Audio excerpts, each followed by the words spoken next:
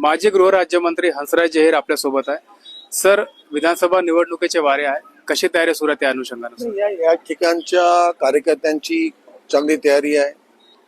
ही विधानसभा यापूर्वी दोनदा जिंकलेली आहे.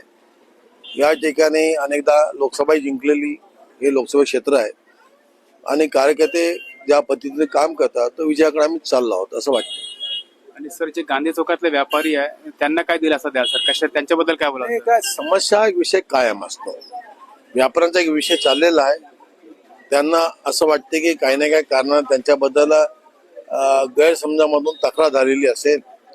70-65 वर्षापर्यंत दुकानं आहेत.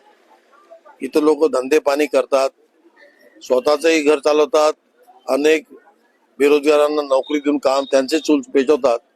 अशा ठिकाणी सरकार चांगला निर्णय घेईल आणि याबद्दल आमची सहानुभूती आहे व्यापाऱ्यांसोबत की यांना 70 वर्ष जे दुकान लागून आहेत त्यांना आता या दुकानाबद्दल जास्त हॅरेसमेंट नको, त्यांना न्याय मिळाला पाहिजे असं आम्हाला वाटतं.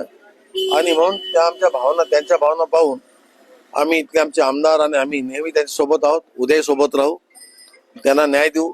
वाटल्या जमिनीचा मोबदला काय सरकार ठरवेल ते त्यांना द्यायला आम्ही भाग पाडू.